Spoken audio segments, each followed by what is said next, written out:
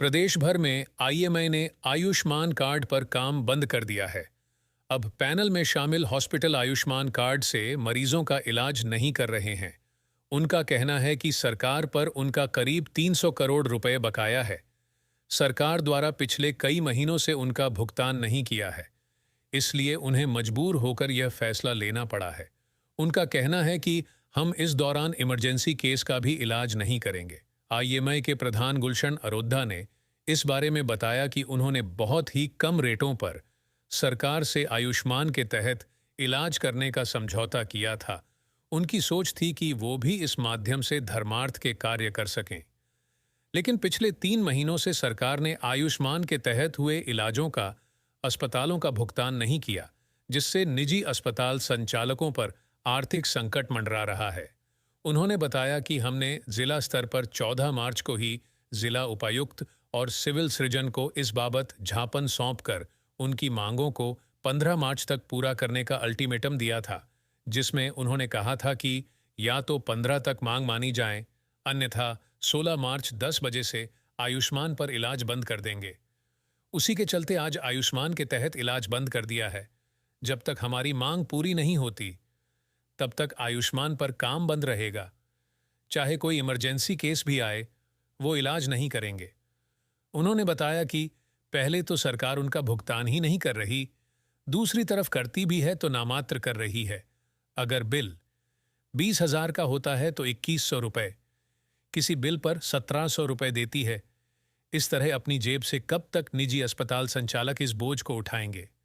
गुलशन अरोड़ा, जिला प्रधान आईएमए पलवल। सब आईएमए द्वारा जिला प्रशासन को जो ज्ञापन दिए गए थे, क्या आप लोगों की मांग थी और उस अल्टीमेटम पे क्या अगला कदम उठाया जाएगा?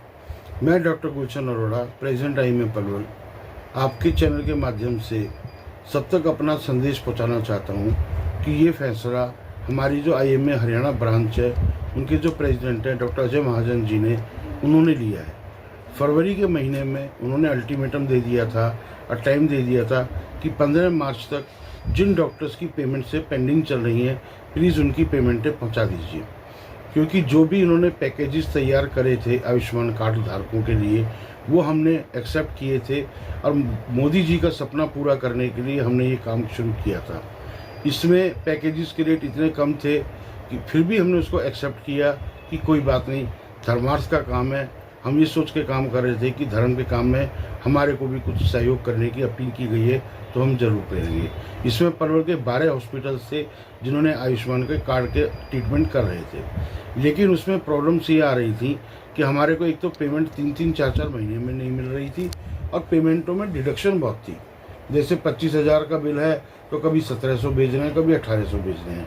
पहले ही नॉर्मल चार्जेस में इतने कम पैकेजेस में हम काम कर रहे हैं, उसके बाद में भी हमारे पैसे काट दिए जाएं तो हम उन सेवाओं को नहीं दे सकते। करीब कितनी रकम बकाया है डॉक्टर? करीबन 300 करोड़ रुपए के करीब हमारी रकम, पूरे हरियाणा के जितने डॉक्टर्स हैं उनकी रकम अभी बकाया है। डॉक्टर साहब, 15 तारीख तक अल्टीमेटम दिया गया था, अगला कदम आपका क्या रहेगा? क्या मरीजों का इलाज अब किया जाएगा? नहीं, बिल्कुल भी नहीं किया जाएगा। ऑल ओवर हरियाणा में आज 16 तारीख को सुबह 10 बजे के बाद आयुष्मान कार्ड वालों का कोई भी हॉस्पिटल ट्रीटमेंट नहीं करेगा, जब तक कि हमारे साथ हमारे स्टेट का ऑर्डर नहीं आ जाता कि हमारे जो स्टेट प्रेसिडेंट है उनका फैसला हो जाएगा, वो हमारे को निर्देश देंगे।